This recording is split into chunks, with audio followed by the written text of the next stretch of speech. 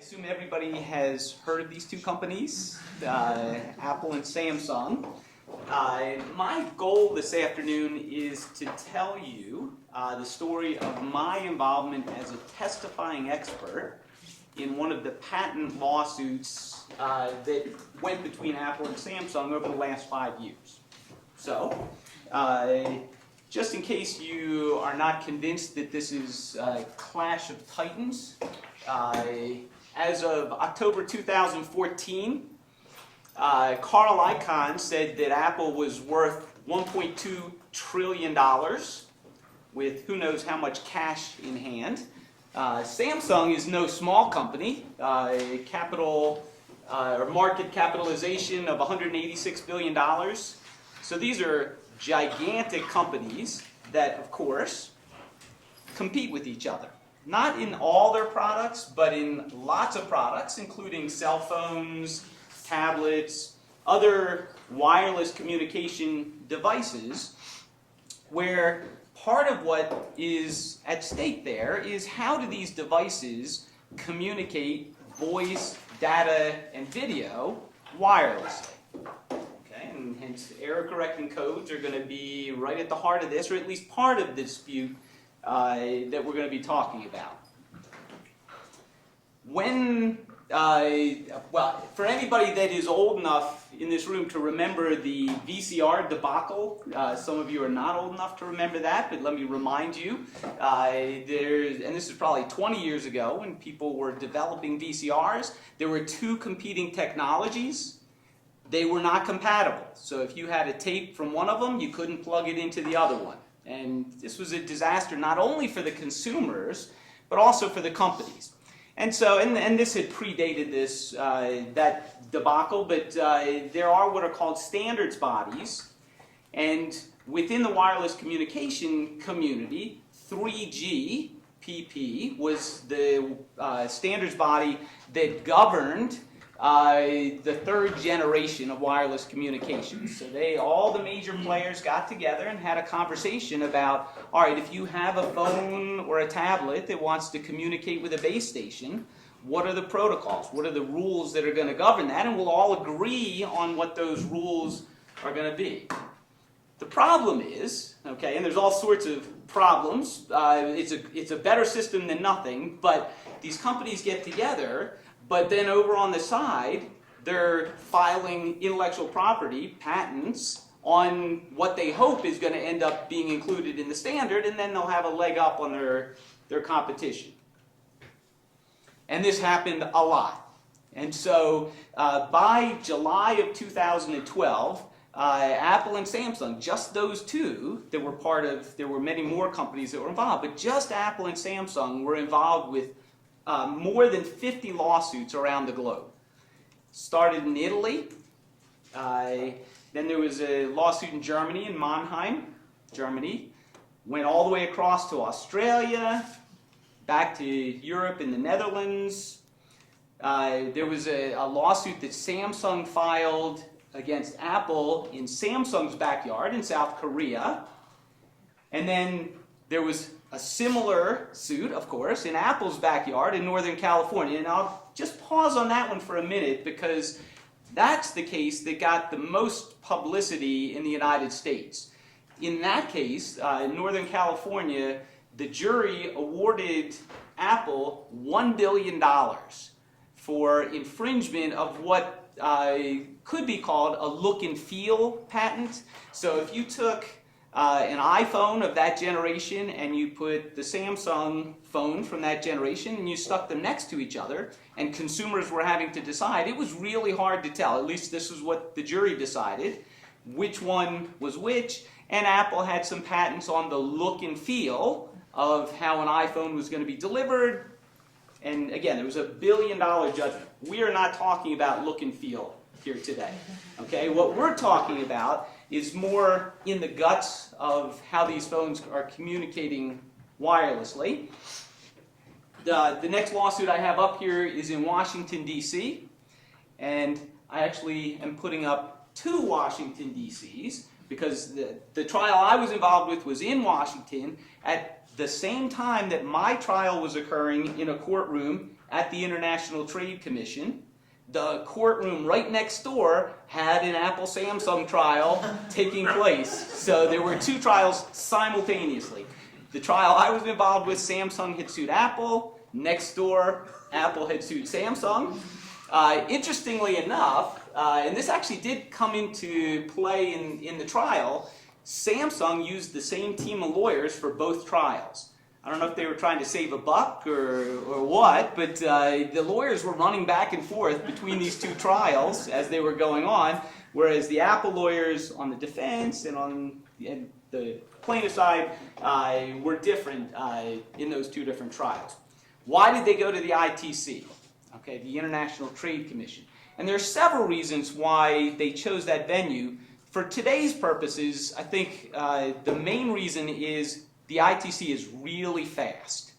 They, from the time that a lawsuit is filed to the completion of the trial, want to get that done in less than a year. And if you follow, legal processes in the United States, of course, are very slow, deliberative processes. If you waited 5 or 6 years from 2011 or 2012, who would care about 3G technology? In 2017 or 18, who's going to be paying any attention to 3G? Whereas when you do it this quickly, it might actually be relevant. So both sides wanted to get things done quickly. They thought that might set precedent for other jurisdictions, when a decision was made in this context. So anyway, that's the ITC. And I'll have more to say about that. Here's an article that appeared in the New Yorker on August 6, 2013. The title of the article is Obama's Apple Rescue. Okay, this is directly tied to the story that we're going to tell today. So here's what it says. In June, so this is June of 2013, the U.S. International Trade Commission, the ITC, banned the import of older iPhones and iPads.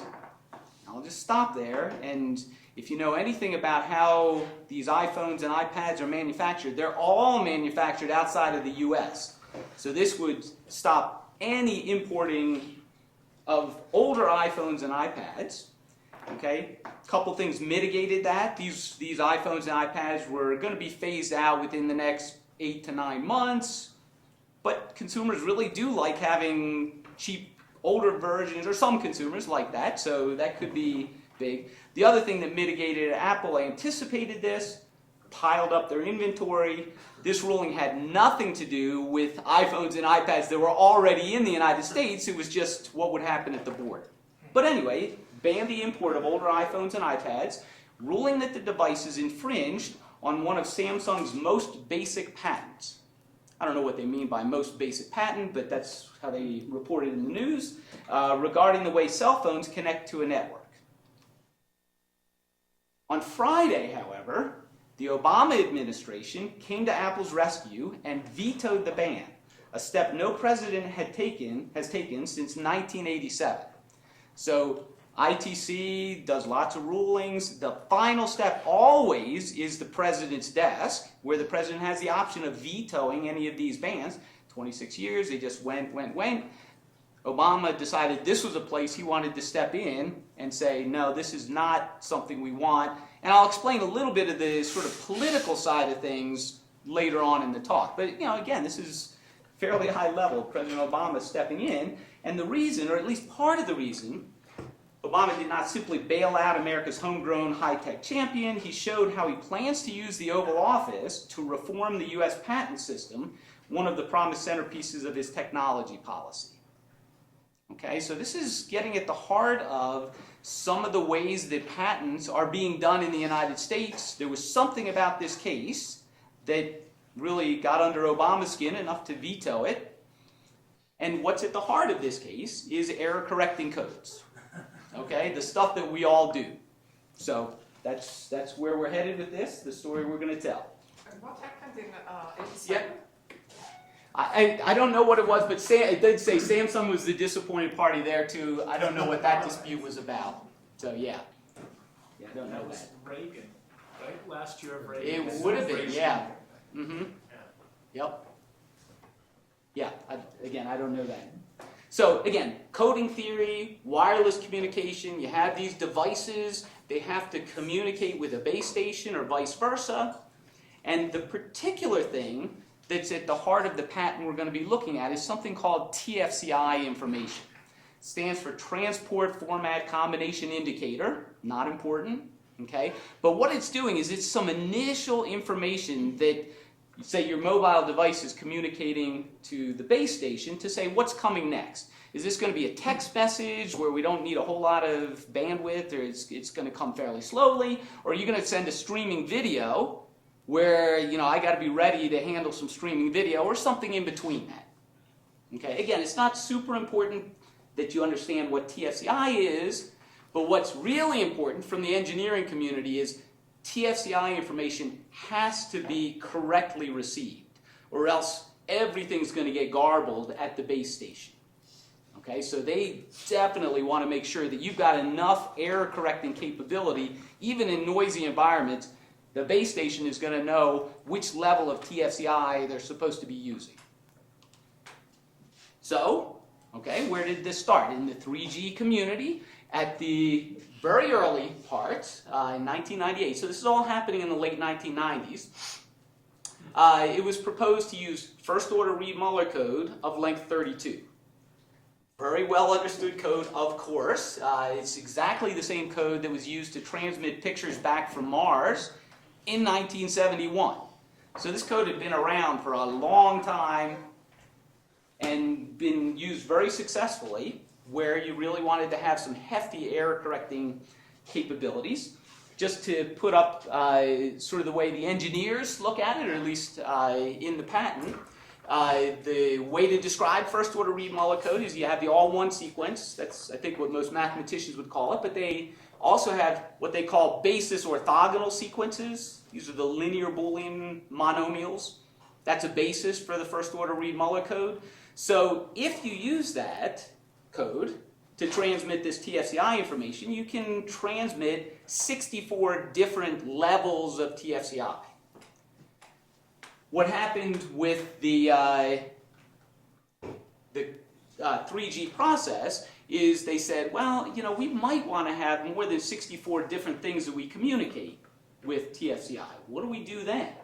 Okay, and so there was a need to have a larger dimension code, and Nokia was one of the participants in that process, and they came up with a proposal for a code that has 10 input bits and 32 output bits. And you might think for a second here, what would you do?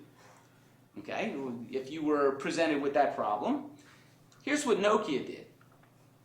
They said, all right, we have the first order Reed-Muller, and people are already kind of thinking about Reed-Muller codes. Let's still use Reed-Muller codes, but instead of the length 32 Reed-Muller code, let's go back to length 16 first order Reed-Muller code and just take 2 copies of it. So the first 5 input bits encode with the first order Reed-Muller code of length 16. That's your first 16 bits of TFCI information. Second 5 input bits, do the next 16. Okay, and now you have a 32-bit long TFCI code word. Okay, so advantages of this, of course, very easy to implement, well understood. This is backwardly compatible, so whatever people were building into their systems, they'd still be able to just sort of pull out the one that they had and just plug this one in. And it's very easy for the engineers to understand. So I think the 3G community was interested in this proposal. Okay, it did get the number of information bits out, or up to 10 information bits. There's a big disadvantage though. You've lost quite a bit on your error correcting capability.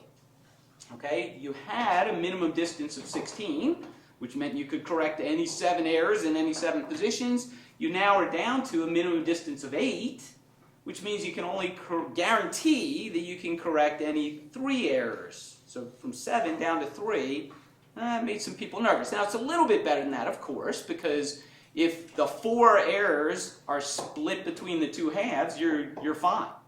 Okay, and even up to 6 errors, if it's 3 in each half, you're still good. But there's something that needs to be at least talked about here. Is this the best alternative for what we have? So Nokia got things moving. 3G community is talking about this. Is this a good idea, bad idea? Okay, what else would you do?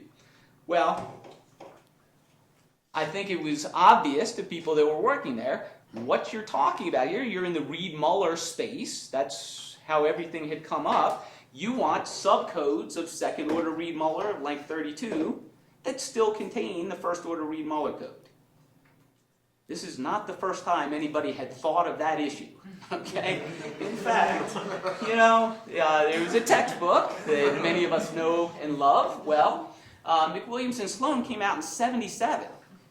And in that book, here's chapters 13, 14, and 15, all about Reed-Muller codes. So general information in chapter 13.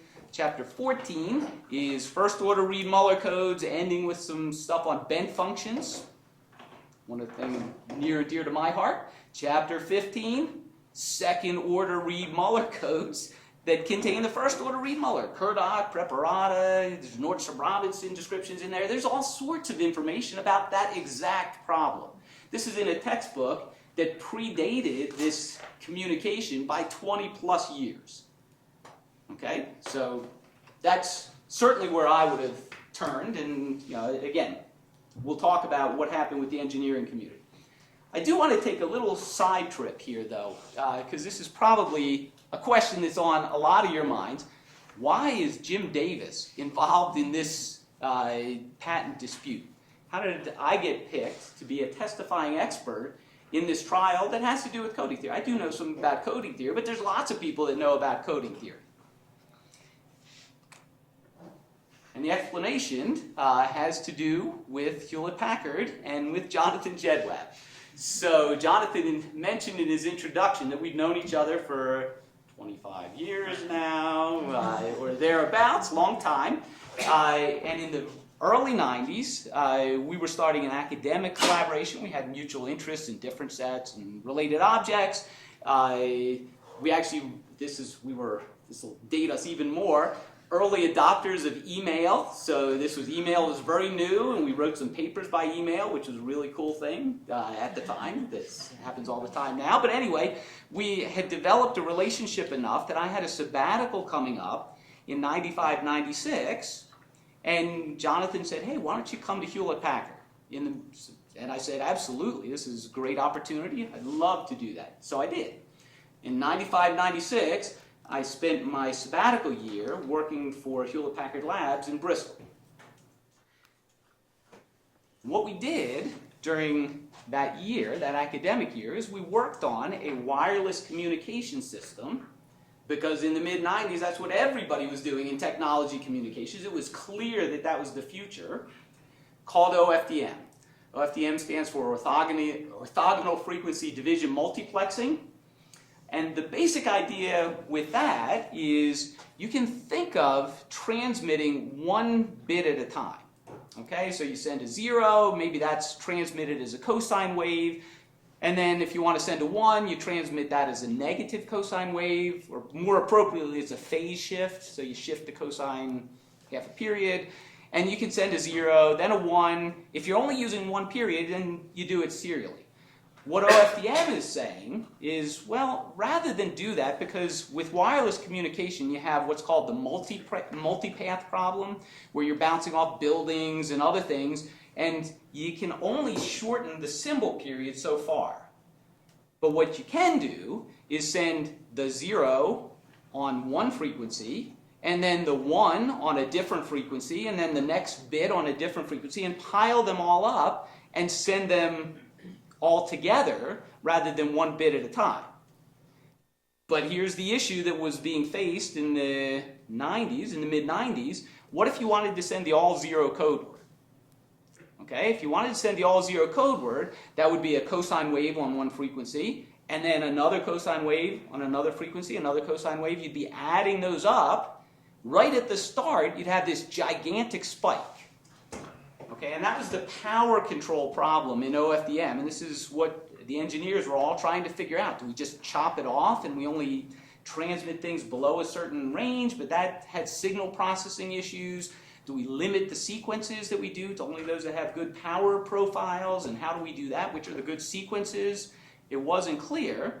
Johnathan knew of some work on Golay complementary sequences that said, hey, we can identify which sequences have good power profiles. And when we looked at that more, it turned out it was second-order Reed-Muller codes, code words, that contained first-order Reed-Muller code words inside it. So there was this nice mixture for the OFDM of controlling power and second-order Reed-Muller codes that contain first-order Reed-Muller codes inside it. Okay?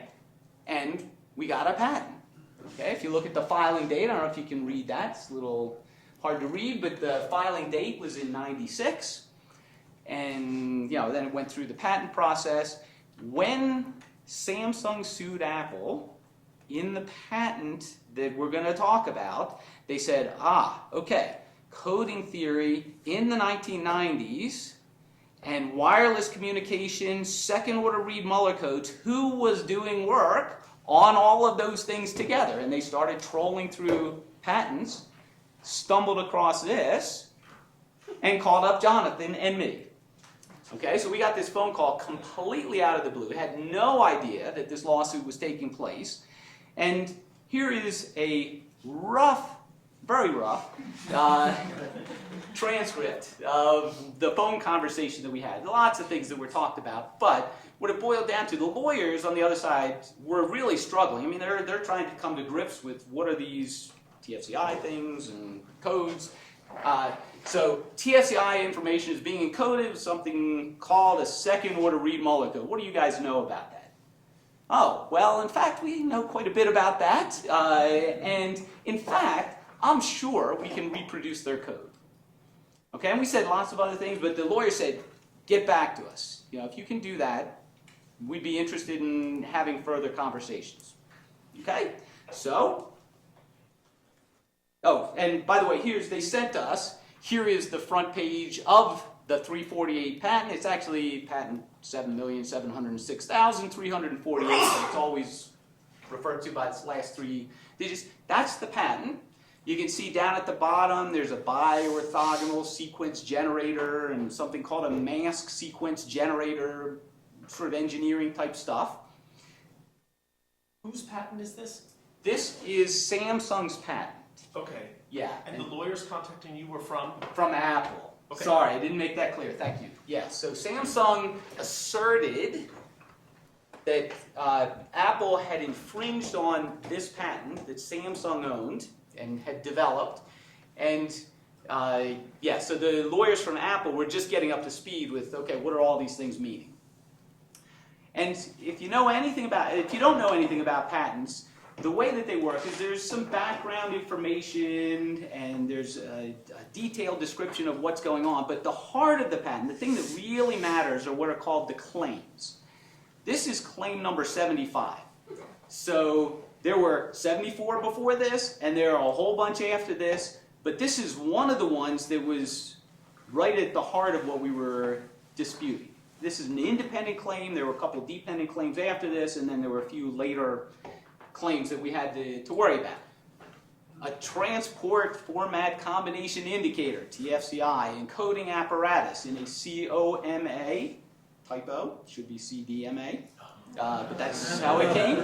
Mobile communication system, comprising a controller for outputting a 30-bit code word from among a plurality of 30-bit code words that corresponds to a 10-bit TFCI information input to the controller from a plurality of possible 10-bit input TFCI information, wherein the 30-bit code word output by the controller is equivalent to a 32-bit code word that corresponds to the 10-bit TFCI information input to the controller.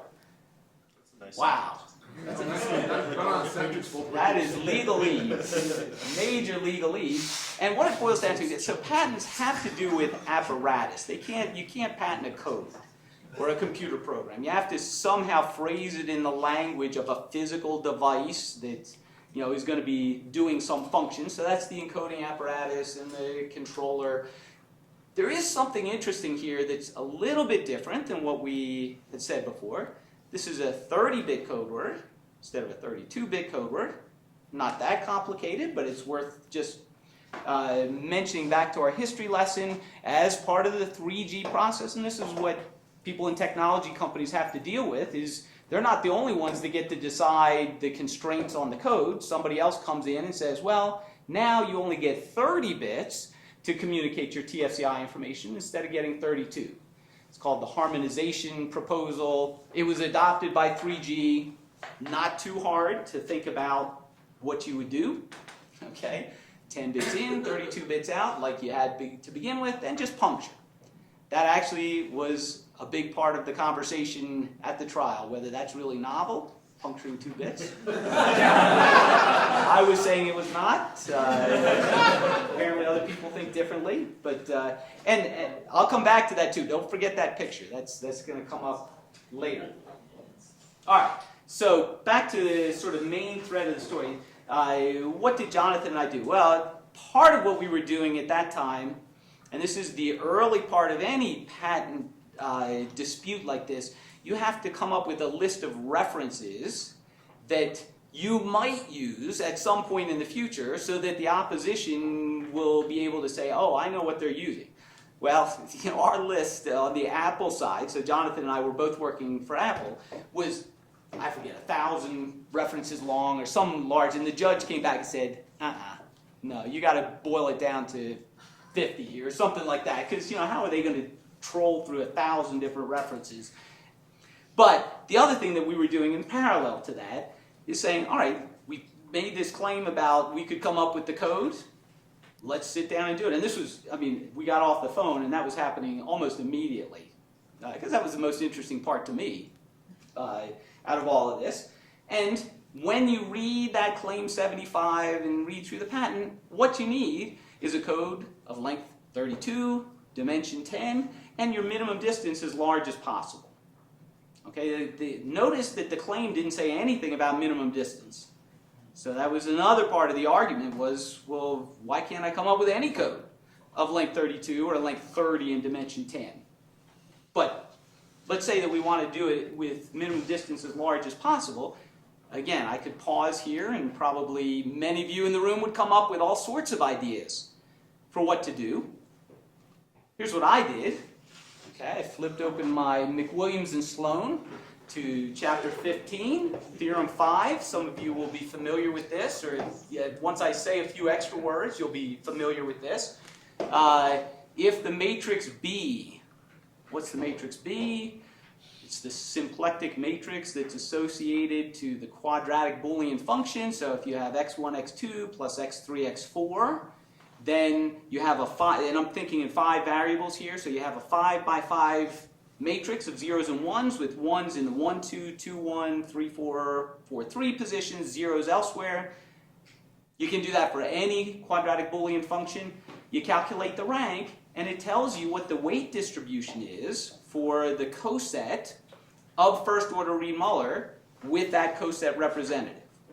And once you know those weight distributions, then you just have to piece some things together.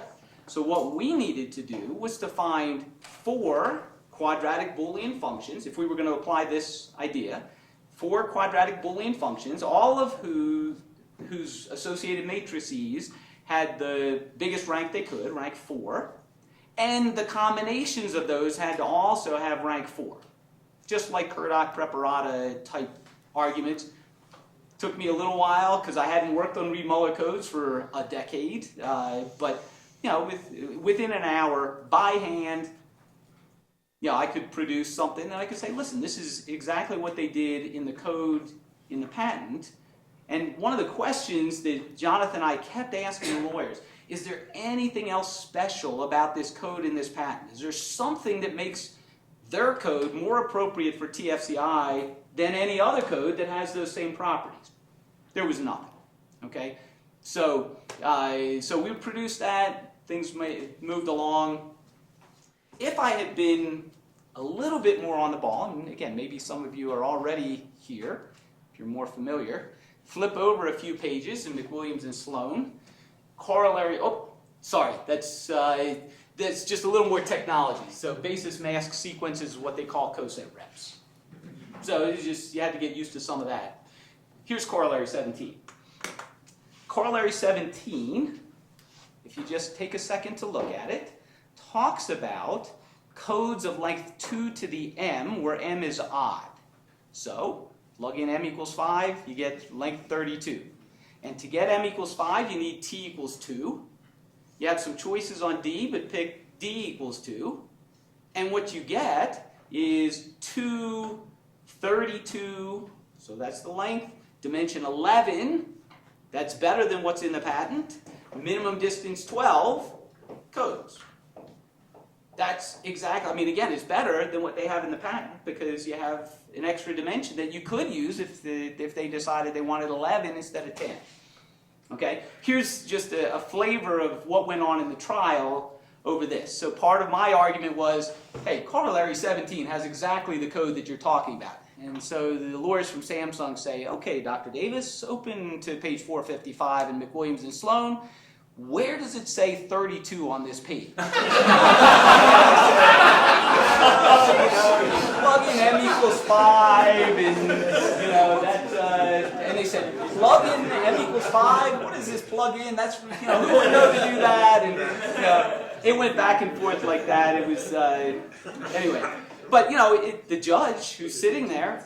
I have to try to convince the judge, listen, this is just the way that mathematicians talk to each other. They are not going to write out, when m is equal to 3, here's the code. When m is 5, here's the code. When m is 7, we just condense it. And does the judge believe me, or do they believe this, lawyer game that Samsung's playing? Anyway, that's part of what my life was like in that. All of that Corollary 17, Theorem 5 is aiming for what's called invalidity.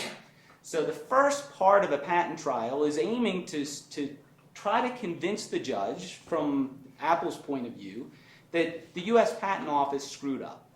They should not have granted this patent. There was nothing clever about this code that made it patent worthy. And there are two ways that you can get invalidity. You can do it with what's called anticipatory arguments, which is saying that a single reference contains all of the elements that were in that claim 75 that I read. So and if I'm going to use McWilliams and Sloan as my single reference, does McWilliams and Sloan teach an encoding apparatus? Does it teach a controller? Does it teach a plurality of 10 input bits and everything that was in that? And so we had to go page by page through McWilliams and Sloan and say, well, here's where it teaches each of those pieces. Okay? If the judge doesn't buy that, and by the way, all of this is happening at the trial, so I don't know whether the judge agrees with my arguments on anticipatory. So we move on and we do obviousness. Obviousness is what you're trying to show is that the invention, quote-unquote invention, I put there, would have been obvious to a person of ordinary skill in the art at the time of the invention. So now we have to have an argument before the trial about what a person of ordinary skill in the art at the time of the invention is. And Samsung, just again to give you a little bit of how this played out, and this happened months before the trial, Samsung argued that a person of ordinary skill in the art at the time of the invention was just somebody that was an engineer in a telecoms company. I argued that it was somebody who had a master's level of training and had some course in coding theory or related materials. The judge ruled in Samsung's side. And so in all the arguments, and that was ruled ahead of the trial, so in everything that I did at the trial, if I was going to try to make an obviousness argument, I had to do it with that engineer working in the telecoms, but not necessarily having any training in coding theory person. Okay? So, and again, there were lots and lots of rulings like that sort of handcuff you, but okay, you just have to go with what the judge has to say on that. So there's an invalidity part of the trial, but that's not what Samsung is interested in. They think, yeah, this patent is valid, and what they really care about is the infringement side. So the infringement side is saying these Apple products are using the claims from the patent without Samsung's permission. okay? And Samsung deserves something, stopping importing, or, in other jurisdictions it can be other things. Now, a lot of the infringement part of the argument was behind closed doors, because I had to, as the testifying expert, had to go out to Qualcomm and Ericsson and some of the chip makers who actually embedded the pieces that did the TFCI information, see what the code was that they were using to transmit the TFCI information, and say, well, again, we go line by line in each of the claims and say, here's how this chip works, and it's not the same as claim 75 or claim 80, okay? It's different in this way, okay, with the internal guts. And again, that's, these chip makers don't want people to know how they're implementing things. So that happened behind closed doors. But here's the part that was public, and this is the part that got Obama involved. Okay? Samsung was arguing that simply by complying with the standard, Apple was infringing. In other words, Apple, you communicate on a 3G network. And part of the 3G network is this code that we have in the 348 patent. And as soon as you build a device that communicates on 3G, you have infringed. These are what are known as standards essential patents, and there's all sorts of political chatter in the United States. And this isn't really a sort of political divide, Republican, Democrat, but it's just a question of how do we best devise our technology policy? Do we really want to have it so that these standards bodies do their thing, but then off on the side, these companies are locking up pieces of that, and then they can hold the other companies hostage? Or do we want to say that if you have a patent that's standards essentially, there's different rules that are going to govern you? Okay, so, but for right now, we're operating in a world where, okay, Samsung can put forward this argument, and if the judge believes it, then anybody that is operating on a 3G network without Samsung's permission is infringing Samsung's patent. The other technology companies are not happy about this at all. Okay, so it's not just Apple that's not liking this argument. Lots of people don't like this argument. Here's sort of the counter argument that goes back to some of the things that we had talked about earlier. Okay, so in the 3G documentation, you have figure 9. That's a picture of how TFCI information works. You've got 10 bits of TFCI information coming in. It runs through a 3210 subcode of the second order Reed-Muller code, and what's output is a TFCI code word of length 32. Okay, length 32 is important here. And there's a sentence underneath that talks about, and this was another bit that had some argument associated with, if the TFCI bit, or TFCI consists of less than 10 bits, you pad it with zeros, and then you run it through this encoder. But as part of the argument, and I don't want to spend much time on this padding, the question is, do you really have 10 input bits of TFCI information? Suppose one of the companies is deciding we only ever want to use 7 bits of TFCI information. Do you still infringe on the patent? Okay, it gets down to that level where they said 10 bits of TFCI information input to the controller, blah, blah, blah. But the more important one is that top diagram. And what I want to compare this with is what Samsung proposed that diagram should have looked like for the TFCI information. There's the figure 9 from the previous slide. Here's what Samsung proposed that should be. They wanted 1 to 10 bits input with a 3210 subcode of the second order Reed-Muller, same exact language as what's up above. Then Samsung wanted to have it punctured to a 3010 code, and the output, which is 30 bits long, is the TFCI code word. The standard says the code word is 32 bits. Samsung wanted it to be a 30-bit code word. They lost that argument in the 3G community. So in the legal battle, and again, this is whether the judge believes that this is a significant difference or not, but part of the argument that we were putting forward is, well, your claim says that the TFCI code word should be 30 bits. The standard, if you're saying that that's what causes the infringement, says that the TFCI code word should be 32 bits. Again, judge which way do they go. That's, I'll tell you what happened with that in a second. But just to give you a little bit of my experience with this, on April 10th, 2012, I was deposed. And what that means is I'm sitting at one end of a long table with a video camera at the other end, Samsung lawyers on my right, and 2 Apple lawyers on my left. And the Apple lawyers didn't do anything the entire day, but they're just there to make sure no legal shenanigans are taking place. Okay, but they didn't say anything the whole day. The whole day is Samsung asking me hostile questions, trying to discredit me. I had, so our phone conversation we talked about was in October of 2011. This is roughly 6 months later. In that 6 months, I had written about 1,000 pages of reports. Now, obviously, I had help doing that. That was not just me sitting at a typewriter doing that, but that's a lot of material. They could ask me about anything in there, and what they're looking for, the best thing for them would be if I tripped up and contradicted myself on something that I said. I wasn't actually all that worried because the technology just isn't that hard.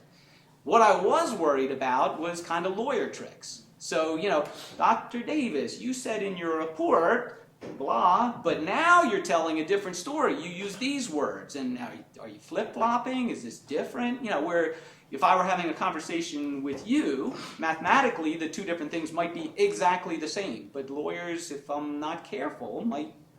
That's what I mean, it was an incredibly stressful day. 9 hours with a 1-hour lunch break of sort of being in the hot seat. And I did have a big light on me during that time. Did they spy on you during lunch? Did they monitor you during lunch, or were you free to do what you could? I was free to do what I wanted. And I did go with the Apple lawyers, but they actually had to be really careful what they said to me. They couldn't say anything about how things were going or hints on what I should be doing. That apparently would be violating some legal ethic. Were you escorted to the bathroom?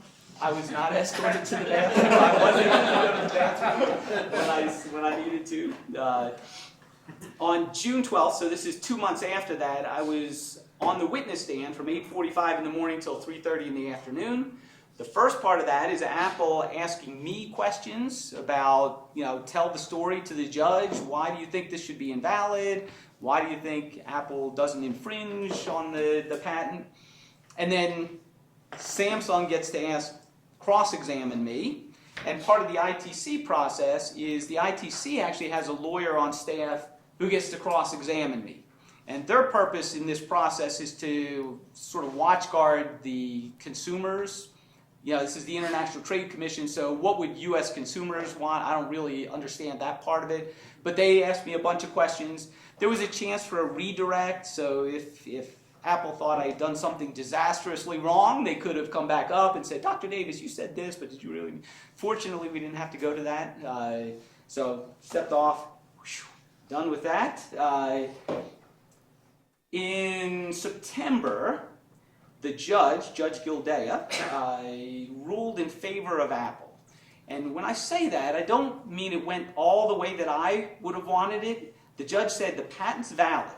So I'm not going to invalidate the patent. It's actually pretty rare to have a patent invalidated, even though, again, from my point of view, and it seems crazy to me that it was granted, but okay, the judge ruled that the patent was valid, but that Apple didn't infringe.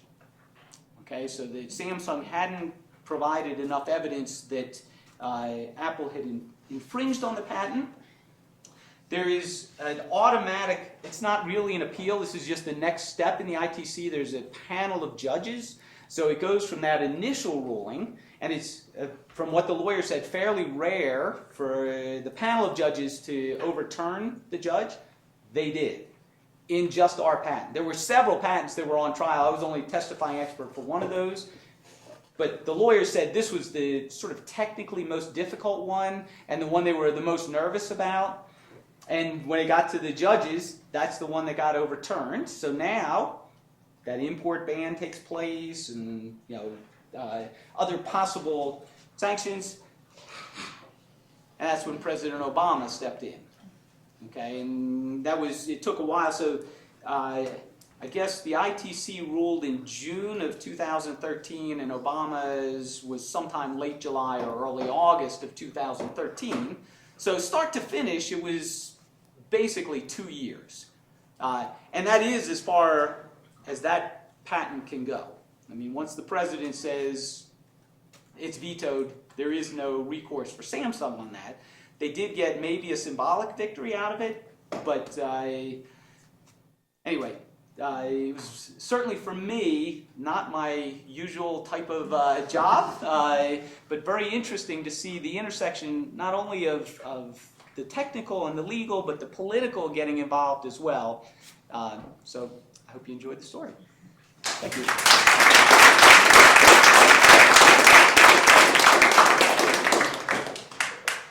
Yeah, Daniel. Oh, sorry. So, I assume they put you in the courtroom and you were mostly there when you needed to be there and everything. But did they have a coding theorist from the other side? They did. Well, interesting story. Yeah, really.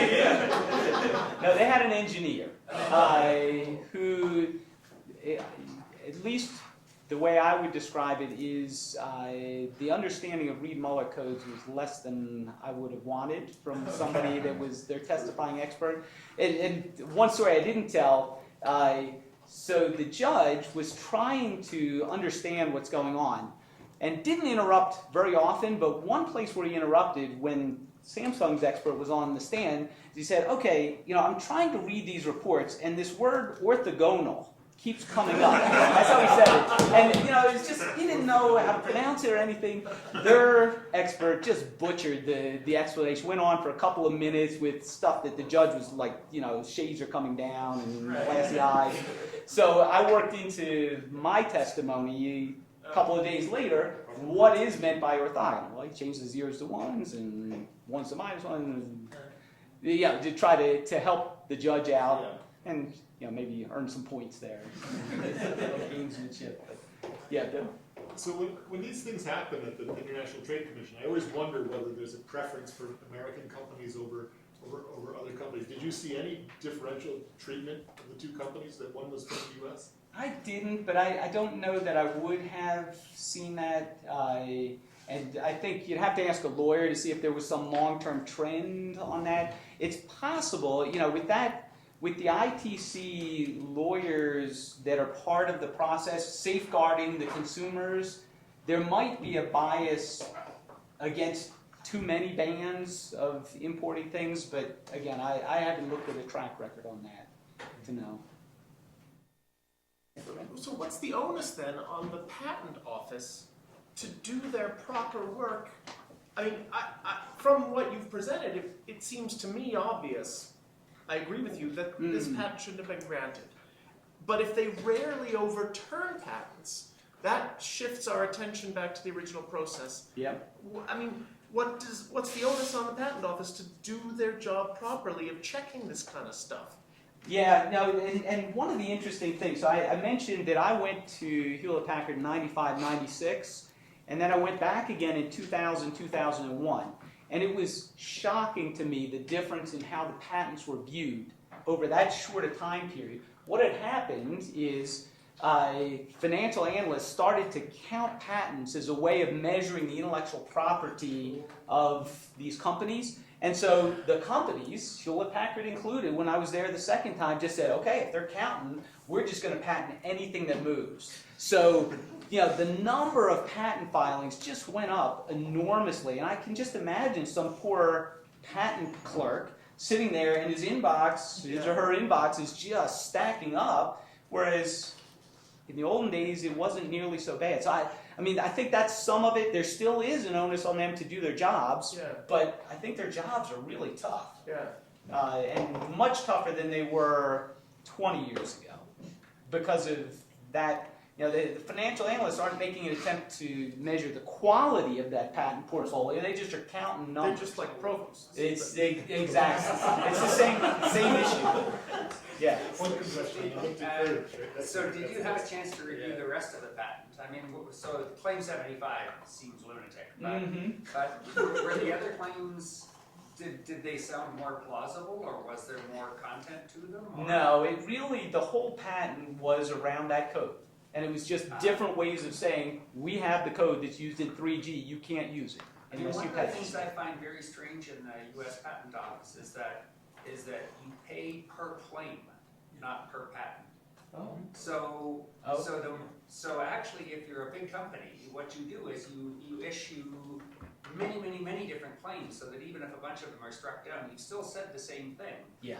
But yeah, because in a couple of patents I've been involved in, you know, if somebody else is paying for it, they keep wanting to reduce the number of claims because every claim costs money. And is it different in other countries? I mean, it is different in other Usually countries. there is a patent for the entire process, and so the patent is issued for the process, and there are certain claims made about that process.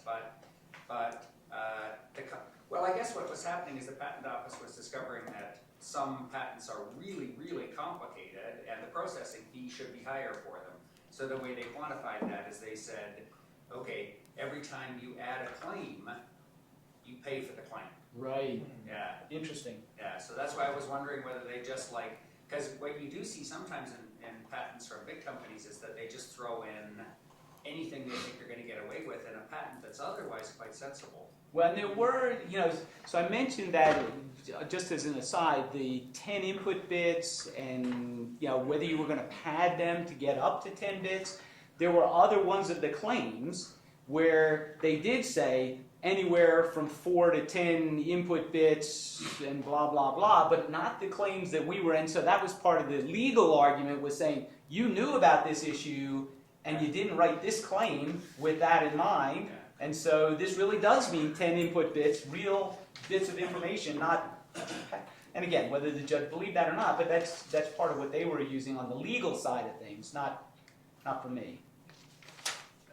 Yeah, problem? When they're making patents like this or at patent office, you said that one way you can invalidate it is if it's just obvious for someone in the field. Do they have technical experts there saying what's actually obvious in the field, or is it just people in the office saying, yeah, I bet people know this? It's they're doing their best. They might be working on something with Reed-Muller codes today and something in the whole unrelated to coding theory tomorrow. And they have, I was told, roughly 8 hours of time on a patent. So, you got to get yourself up to speed and have a sense of what's sort of state of the art, or what was state of the art at the time of the invention, not what's state of the art today. Question on, was this particular patent in any of the other jurisdictions? It was in a lot of them, but again, they were in European jurisdictions, so it was the European version of that. I didn't look at those, but yeah, it was definitely So you part weren't of asked those. to go and copy those? Mm-mm. No, Your I think reports were they. used? I'm sorry. The reports were used in those jurisdictions? They were not, as far as I know. Although they might have been, they might have read them and sort of used part of them. But yeah. Bill? I have 2 little questions. First of all, I think you said that you and Johnathan were both working on this thing together, which sounds like it means that Johnathan was working for HP and Apple at the same time. Is that possible? Yeah. Johnathan was already at Simon Fraser, so he was not under Hewlett Packard. This is after that. And there did come a point, and this was another interesting part, when we first heard about this, we said, listen, we're both going to be in this together one way or another. But when you have a testifying expert, what the lawyers don't want to have happen is, oh, you learned this bit of material from Dr. Jedwab, we'll go interview Dr. Jedwab. They wanted one testifying expert, just one voice, because Johnathan and I might have just slightly different ways of saying things, and there's a little chink in the armor that they could exploit. So they made it clear it's got to get separated here at one point. For the early parts, we were both doing stuff. Okay, and secondly, perhaps more interestingly, I don't know. At one point you said you can't patent a code, but then over and over again you talked about they patented this code. So which is it? Yeah. Well, you know, I guess. There's this hardware that actually took the code and turned it into something, but that seems not to be an issue somehow. To me, it's just a legal fiction. Putting all that language of encoding apparatus and controller around it, they're trying to patent the code itself. They shouldn't be allowed to do that, but that's the legal game that they play. And I think this is true. I mean, I did read some of the European ones as well. They play the same game over there. It's just, you know, here's a device that does whatever we think is clever. The devices are different than you already said. They operated differently because different companies were doing them. So They did, but you know, you've sort of covered that by saying, if you have an encoding apparatus that does this code, then we think you infringe. And then it's up to the judge whether that's the case. Yeah. Are there any suggestions or discussion about submitting, instead of having like patent officers at the patent office review, to like submit them to the scientific community for peer review, just the way journal articles are? Yeah, you know, I don't know whether that would gain traction or not. There are people who do it. I mean, my university sends faculty and students to the U.S. Patent Office to look at things for technical reasons. So universities send people there to help with that. Like for internships, or Yeah, they go for internships from my university Right. to the patent office. Sorry to interrupt. On that comment, I mean, I heard that suggestion made repeatedly to have peer review. Essentially, they don't do that. Yeah. And their official logic is that they feel it might be a conflict of interest. Is that official reason?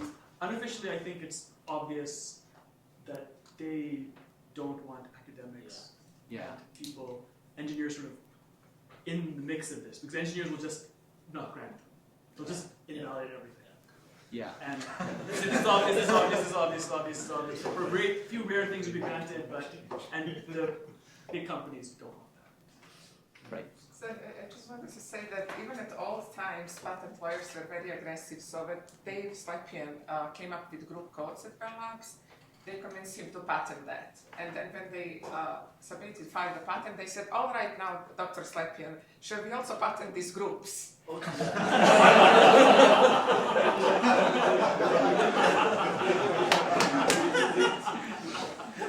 would have been interesting to see if that had been successful. Yeah, physically construct them.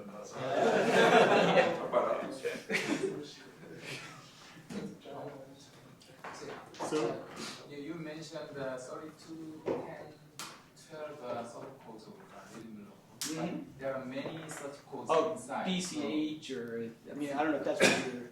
Right, Code codes. You didn't Mhm. specify, I mean, the Samsung's proposal didn't specify what are the codes, I mean, what are the general connectivities of these codes. Well, that was part. So in the claim, it did not. They didn't. But in the description of the patent, they outline 3 different embodiments, is what they're called, of codes that would have properties like what they in the claim. And that's enough. I mean, that's sort of the way patents are done. Is you don't actually have to put the code in the claim itself, but if it's in the embodiment portion of it, then that's. But the parameters of this code is 3210. I mean, it has the same parameters as a gold code in a sense. Yep. So maybe the gold code have been patented before, I don't know. So then you may even this invalidated patent from will kill it by that. just looking at the patent for a gold code maybe before. Because the gold code was published in the transaction in January 1968. Oh, right. So this could have been an interesting way to. I actually think we might have had that in our reference list, and it might have gotten chopped. I mean, we had to go from 1,000 down to 50, and we were doing this over a long weekend of just like, oh, what else might be good? Oh, yeah, write that one down, and send that one in, and it was just an enormous list. But And also this, so the other things, options with the same parameter was in the Kasami's paper on subcodes in the second order of another code. Okay. He also had a lot of them with these type of parameters. So. Yeah. Now, and again, there are. Patented that. Yeah, the more we looked into it, the more different ways there are to construct the code that has, and there's nothing special about the one that they use. So is this your new future? But more seriously, this had a lot of impact on your career, your time, didn't it? It did. Oh yeah, and I mean it was crazy. So leading up to the deposition, I was I still have a day job, so I was teaching that whole time and trying to put like 50 or 60 hours a week of prepping on top of my day job. It was just about killing me. Somehow we put During- a paper together during that time. Yeah. So I mean, it was really, during the semester was unbelievable time balancing type stuff. It wasn't so bad when it got to June. The trial was in June, but Do you in think the this middle of, discourages faculty from helping out in this process? I think you should know what you're getting into. It's unlikely that you're going to be asked unless you were part of something like I was. The only reason why I was part of this is because of my experience at Hewlett-Packard and the fact that I had patents from that time period on the very thing they were looking for. So it was kind of a fluky thing in my mind that it came to me. And whether I would do it again, I don't know the answer to that. It was an interesting experience for sure. Okay, I think you've had your coffee break. Thanks so much to Jim.